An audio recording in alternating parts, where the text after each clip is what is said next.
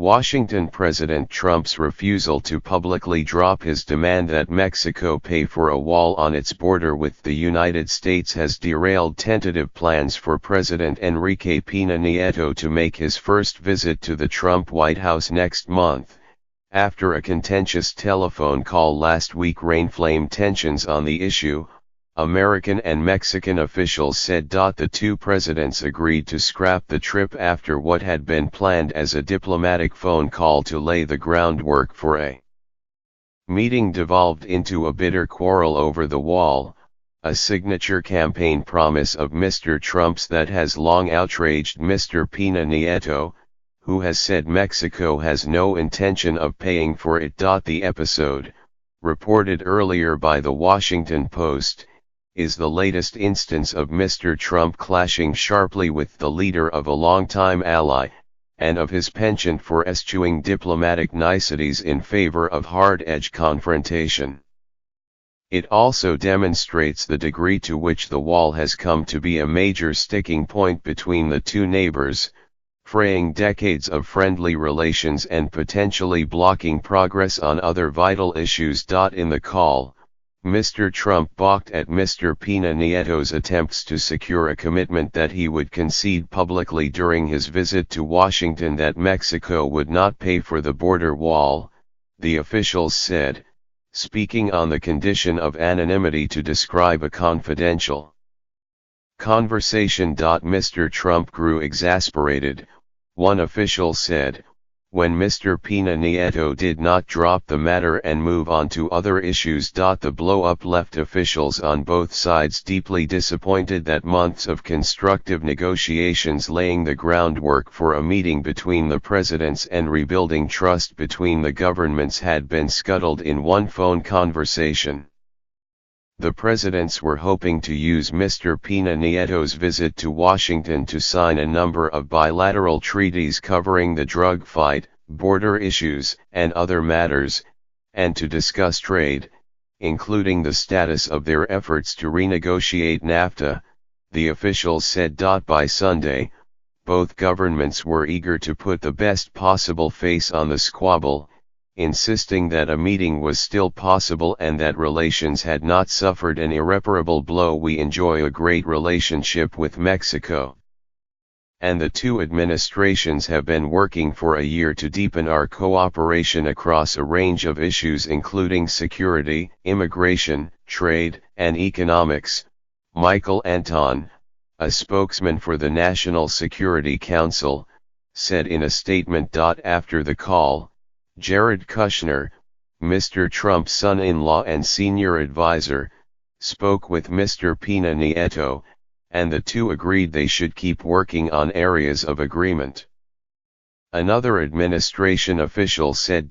Both sides said a possible meeting between the two presidents remained on the table, though not on the timeline or in the style that had been planned. The confrontation, according to a Mexican official, chilled the warmth and goodwill that had been built up between the two sides over months of negotiations, and sapped whatever level of trust had been developed after a difficult start to the relationship. It was not the first time that a disagreement over the wall spoiled the chance for the two presidents to establish a rapport. In another testy call shortly after Mr. Trump was inaugurated last year, the president pressed Mr. Pena Nieto to stop saying publicly that he would not pay for the wall, saying that would be a precondition for future talks. If you are going to say that Mexico is not going to pay for the wall, then I do not want to meet with you guys anymore because I cannot live with that, Mr. Trump said. According to a transcript of that call obtained by the Post and posted online last summer. Mr. Pena Nieto told Mr. Trump during that call that the notion of Mexico paying for the wall was completely unacceptable for Mexicans, saying it would also be politically toxic for him to ever accept it. but Mr. Trump told Mr. Pena Nieto that he regarded his vow that Mexico would pay for the wall as a political imperative that he dared not relinquish. The issue derailed the first attempt by the American and Mexican governments to coordinate a meeting between the two presidents. During a January 2017 visit to Washington by Foreign Minister Luis Videgaray to arrange an announced visit, Mr. Trump took to Twitter to complain that Mexico seemed unwilling to pay for the border wall. Mr. Videgaray suspended all of his meetings and returned home. It was clear to Mexican officials then that there would be no benefit to Mr. Pena Nieto in meeting with Mr. Trump. The collapse of the new, tentatively scheduled March visit was similarly abrupt. When Mr. Videgaray returned from a visit to Washington 10 days ago, he seemed pleased with his progress. The Mexican Foreign Ministry published a picture of Mr. Videgaray at a working lunch with Mr. Kushner, Lt. General H.R. McMaster, Mr. Trump's national security advisor, and various members of the cabinet, including Commerce Secretary Wilbur Ross. Tucked into the account of the foreign minister's trip was news that came as a surprise to Mexicans. The two sides had agreed to begin planning a meeting between Mr. Pena Nieto and Mr. Trump.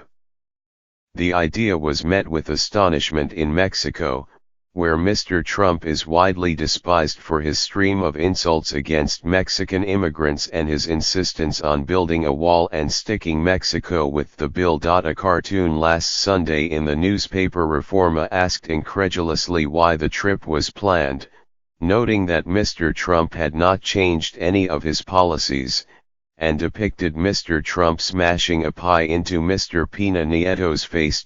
Before the phone conversation, the two sides had agreed at the behest of Mr. Trump's team that the presidents should avoid talking about the thorny issues that had scuttled their first planned meeting, the Mexican official said, and Trump administration officials told their Mexican counterparts that they would ensure that the president would not dwell on past disagreements. But during the call, the official said, Mr. Trump lost his temper.